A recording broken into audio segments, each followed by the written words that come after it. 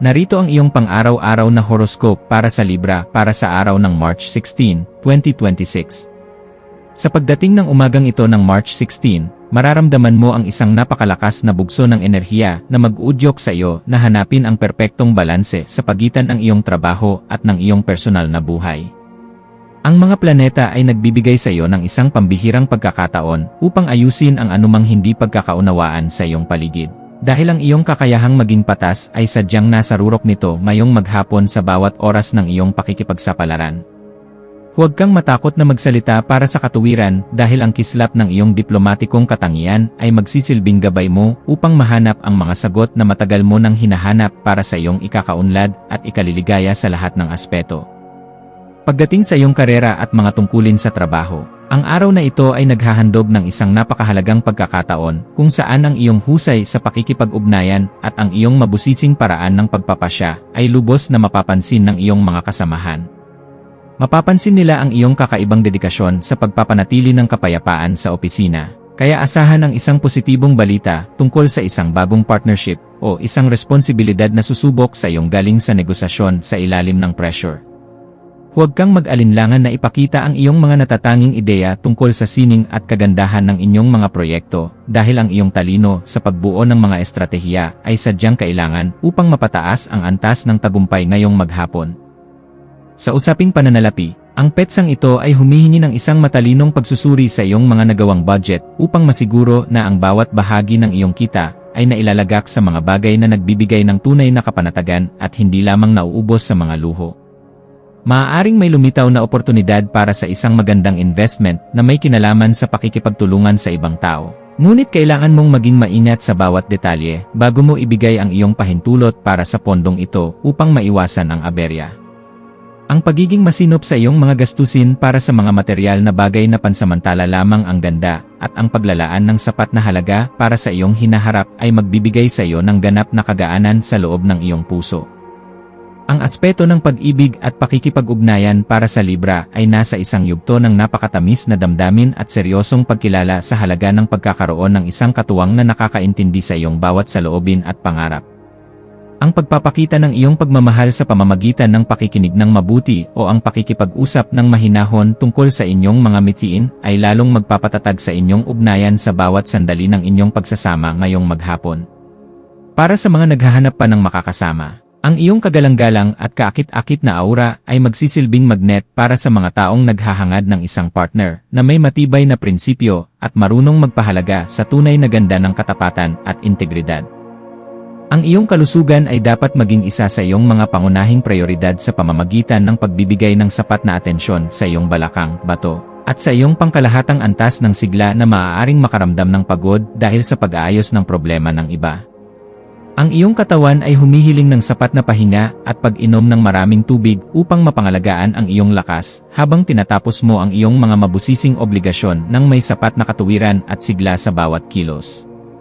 Ang pagsasagawa ng mga ehersisyong nagpapatatag sa iyong likod o ang simpleng pag-upo sa isang tahimik na lugar upang magmuni-muni ay makakatulong upang mailabas ang mga negatibong vibes at mapalitan ito ng sariwang inspirasyon na magpapabuti sa iyong buong pakiramdam.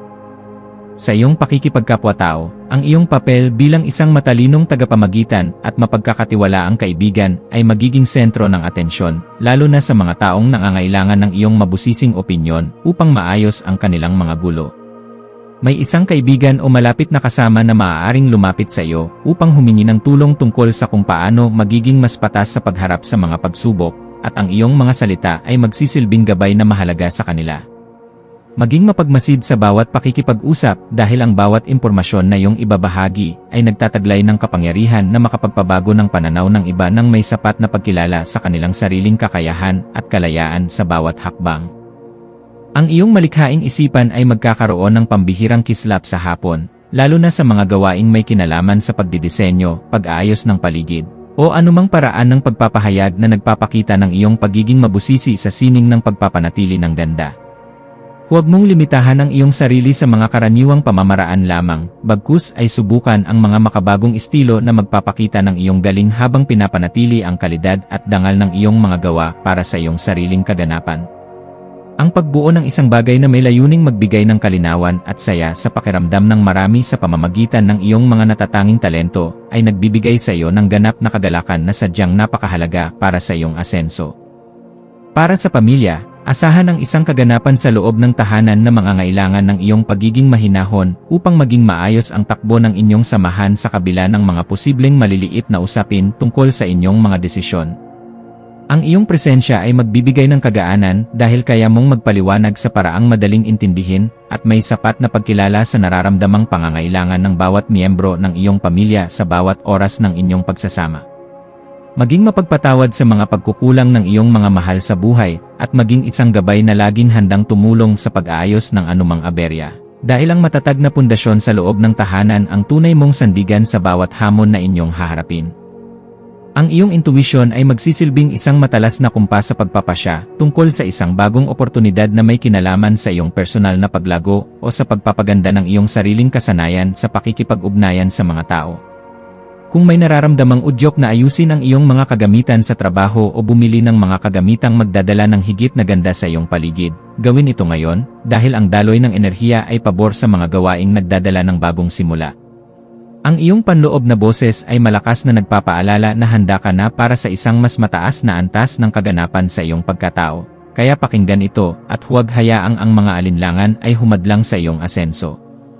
Sa aspeto ng edukasyon at pagkuha ng karunungan, ang iyong isipan ay magiging kasing talas ng isang kidlat na handang unawain ang bawat komplikadong impormasyon upang mahanap ang pinakaugat ng katotohanan sa iyong mga pinag-aralan ngayong araw na ito.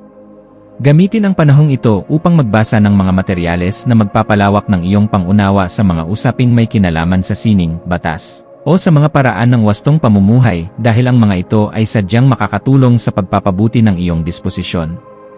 Ang bawat impormasyon na iyong matututunan ay magsisilbing hiya sa iyong isipan, kaya huwag kang titigil sa paghahanap ng liwanag hanggang sa marating mo ang ganap na kalinawan na iyong matagal nang hinahanap para sa iyong seguridad.